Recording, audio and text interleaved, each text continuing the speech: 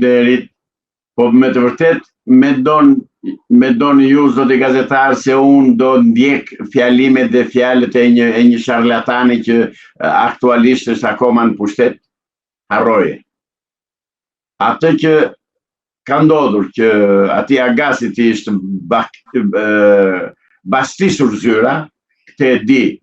Si kundër di dhe atë tjetër që zëvendësja e tia, ajo Ballukja, ka vajtur të shefat e saj në Athinë për të marrë udhëzime ose për të ndonjëra atje që t'i shpëtoi arrestimit.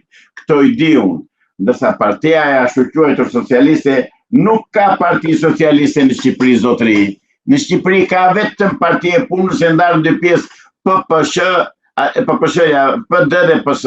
Nuk ka parti socialiste. Ata tallen, se janë kaq të papytyrë sa e gënjej dhe tallen me popullin shqiptar në fakt. Por ky aksioni që kanë qendër Ergysin, pra, mendoni që lidhet me krimi zgjedhor apo më tej? Jo, krimi zgjedhor është dëgjoj. Ai dhe kryeministri tia, jo Juni, kanë gjunahe të mëdha për të shkryer këtij populli. Kanë bërë krime shumë të mëdha. Dhe Spaku atje për atë ka vajtur që të marrë të gjithë dokumentacionin e dur, provat, çfarë ka, çfarë s'ka. Sipas medias është sekuestruar 2 telefona dhe laptopi. Mund dalë diçka nga telefonat, besoni? Dëgjoj, media aq di. Unë di një çik më shumë. Është bastisur zyra.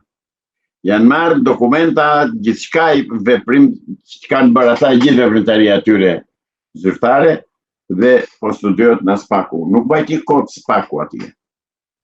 Nuk vajti kot Spaku në Tepelen. Nuk vete kot Spaku. Spaku është folur shumë, është kritikuar dhe nga ana ime, është kritikuar por me këndvështrime nga kënde të ndryshme. Unë e kam kritikuar dhe kritikoj prapë, pse nuk shkon të zbatosh arrestimet që ke dhënë, t'ia çosh gjykatës për të miratuar, ndërsa ata e kritikojnë Spakun se thonë, po na bie qaf. Jo zotëri, Spaku bën atë detyrë për cilën është ngritur. Dhe Spaku është deri tani, domethënë deri sot që flasim që ka kryer këto veprime dhe që do vazhdoj dhe në të ardhmen, kam besim absolut për atë punë. Spaku është në funksion dhe në mbrojtje të ligjit dhe të Shqipërisë. Nuk është në mbrojtje të partisë të ashtu quajtur socialiste. S'ka parti socialiste. Ka parti e punës, ka rilindje të partisë punës, nuk e buri kot emri rilindje ai. Rilindje u thot të tërë njëri tjetrin se ata bin, dëgjoj zotëri gazetar. Shqiptarët duhet ta dinë që komunistët e Shqipërisë janë në punë, janë në funksion, janë të organizuar siç kanë qenë. Ashtu i bëjnë dhe mbledhjet, ashtu i bëjnë dhe raportimet, ashtu i bëjnë dhe mbështetjen që japin këtij sharlatanit, këtij porno kryeministrit, se është porno kryeministra ai, nuk është kryeministra ai. Avokat, kjo aksioni sot, mendoni që do qëndrojë aty, mund shkojë në nivel drejtori, ministri, deputeti, më lart? Jo, sa ka filluar. Patjetër do shkojë lart. Do shkoj deri te kryeministri. Pse nuk janë mbajti kryeministri që trimi të trimave, që të jepte telefonin Spaku, po i paralajmëroi, tha, mos bëni gabim, tha, që të më kërkoni telefonin mua, tha. Ai do ta dorëzoj telefonin si qeshua. Por edhe duke u marrë telefonat të tjerëve, zbulon bisedat që kanë pasur me të. Fiks. Prandaj ai e gjen si strusi, mbulon kokën e zbulon prapanicën. Fut kokën rër. E di që e ka të shkurtër. Mos shkoni më larg. Ai vajti në dasmën e atij kriminalit Soros. Ati që i bëri gropën Shqipërisë këto 32 vjet. Ati që ka mbështetur hajdutët dhe ka financuar dhe ka ndihmuar dhe ka grabitur dhe vetë miliona dollar. Pse nuk vajti, pse nuk e ftoi njëri në departamentin e shtetit ose nga qeveria amerikane atë kryeministrin tuaj, jo timin, pse nuk e ftoi njëri? Është Joni. Juaj po, jo imi. Juaj po, jo imi.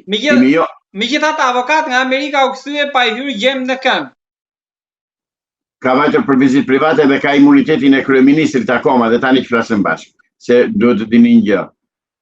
Nuk mund të arrestohet kryeministri i një shteti, më dëgjoj me vëmendje, kur është në funksion, kur është në punë, nuk mund të arrestohet sepse i ke shpallur luftë atij shteti tek i cili ai është kryeministër.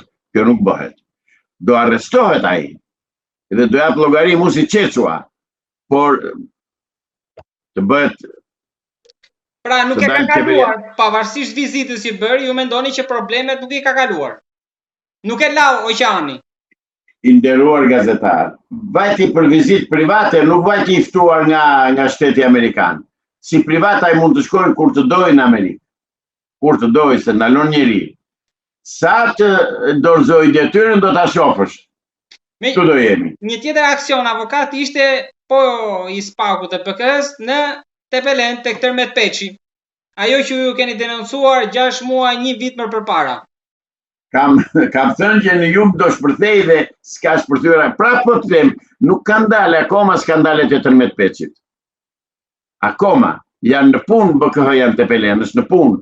Ditë për ditë po zbulojnë gjëra të reja. Nuk është vetëm Tërmetit. Dëgjoj, me që ma përmendë Tërmetit se s'kisha ndërmend se e kam përmendur gjithë ato herë dhe i kemi bërë nder duke e përmendur, se nuk e vlen ai një rrugaç që ta përmendësh në emisione televizive. U bë deputet. Nuk është bërë deputet, dhe mos e thuaj prapë. Nuk janë njohur zgjedhjet mos zotëri. Mos e thuaj më se na fyeni inteligjencën. Nuk janë bërë zgjedhje, nuk njihen këto zgjedhje. Tani vin te Tërmeti. Tërmeti kishte ngritur atje në Tepelen, ka ngritur në bashkinë e Tepelenës një grup të strukturuar kriminal, siç e ka ngritur Edi Rama në kryeministri. Domethënë, ka vënë një juristi, kishte vënë një juristi që tani u emëroi Edi Rama kryetare bashkie, një hajdute, një femër të korruptuar, një arrogante, që çfarëdo që thoshte Tërmet Peçi, ajo ka vënë firmën. Ka sjell që nga Kruja një që ka të shef të urbanistikës, nuk e di, se humbi dhe vdikin dhe ushuan djemtë të Tepelenës, po do merrte në Krujë Tërmet Peçi të vinte atë sekretari që ka atë drejtorin e urbanistikës. Ka marrë gjithë njerëz nga këtyra gjithë faretishin e gruas e ka futur në punë në Tepelen. Ka uzurpuar, ka grabitur gjysmën e pronave të fshatit të Regjinë Mospos 3 qerek, po ashtu në Nivic, po ashtu në Progonat, nuk e mbajtje sepse ka akoma banorët atje që janë në shtëpitë e tyre, por tentoi me shtëpinë, me pronën e klientëve të mi që e kam denoncuar dhe e kam thënë me kohë. Dhe personi të njoftoj shikuesit tuaj, personi që ka kryer agresion ndaj klientëve të mi, verbal, fizik, një fytyrë degeneruar, sot Sokol Guga është i pandehur në gjykatën e Gjirokastës dhe po gjykohet.